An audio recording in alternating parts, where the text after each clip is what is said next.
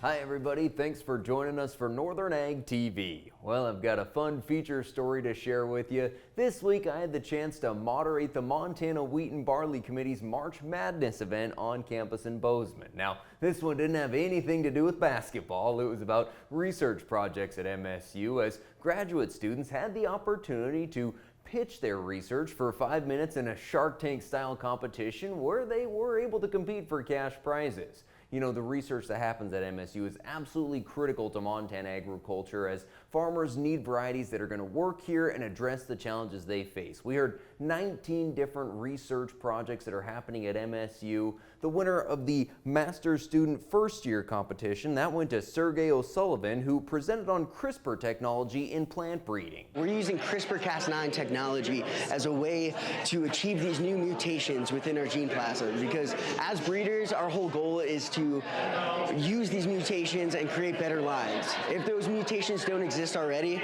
then we need to find a way to make them happen. And what better way and more specific way than CRISPR? Well, it was clear that researchers are responding to the needs of Montana's farmers. One of the topics we heard a lot about was wheat stem sawfly, a serious issue for Montana's growers. And the winner of the later year Masters division, Ishita Isha, she won with research that could play a big role in limiting the effects of sawfly in the future. We know that commercial soy stem lines are not very impressive to the farmers because they have a lot of yield drag in them and they do not actually provide a lot of wheat stem sawfly resistance.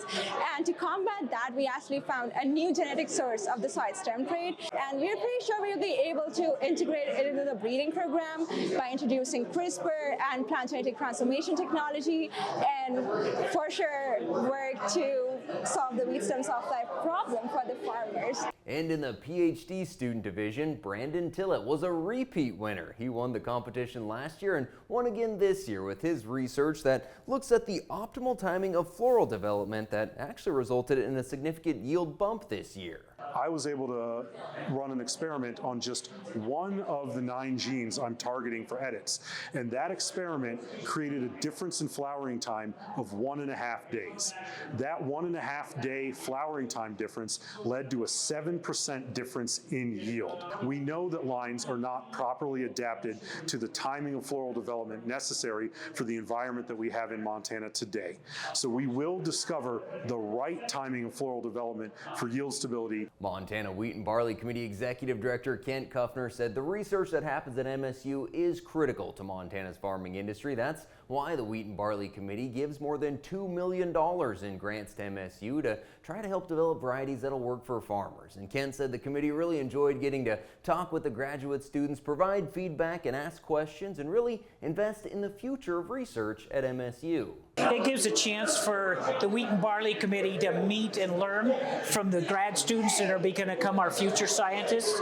So they enjoy that. They get a chance to understand their research projects that lead to better yields, better varieties, better farming practices.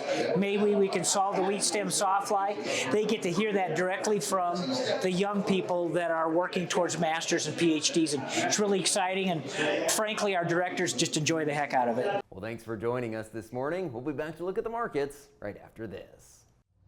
From the beginning, we've worked closely with farmers. BNSF's ties to the agricultural community go back 175 years. Together, we've innovated to make the U.S. agriculture supply chain one of the most efficient and productive in the world. Our strong relationship powers BNSF still today and helps us move the nation like no one else can. At BNSF, we move the nation for you. Talking with someone that you know is stressed out, those are difficult things to approach, but if you're good friends with those people, reach out and say, I'm here to talk to you. We can find somewhere to get some assistance. It's hard to get involved, but at the same time, you want to just say, hey, there is help available. For more tips in dealing with stress in agriculture or for free counseling for egg producers, visit beyondtheweather.com. Well, as you know, we've hit record highs in the cattle futures multiple times here in 2025, but suddenly it seems like traders are worried about pushing this market too high too fast. Wasn't really an issue through the winter, but lately we've seen the contract sort of bouncing around, steady to mostly lower yesterday. That follows a very bullish cattle on feed report that came out Friday with placements down 18% from a year ago, indicating that cattle supplies will stay tight for a while. We also saw some very bullish cash-fed cattle trade last week. Live sales came in averaging near $213. That was up $7.50 on the average. Dress deals $10 higher, averaging $335. We are starting to see fewer numbers at local auction markets, but the prices staying strong. In Bowman this week, a big test of heiferettes brought 190 to 244. Most of the cows in the 142 to 162 money. A few bulls selling 154 to 166.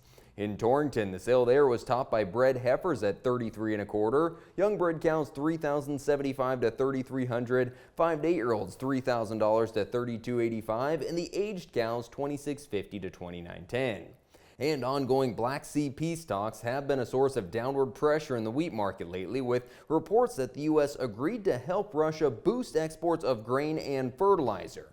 In the futures, the managed money continues to carry a large net short for wheat, but with world exporter stocks to use near a record low, there's the potential for a sharp short covering rally if dry conditions in the U.S. and parts of Europe continue.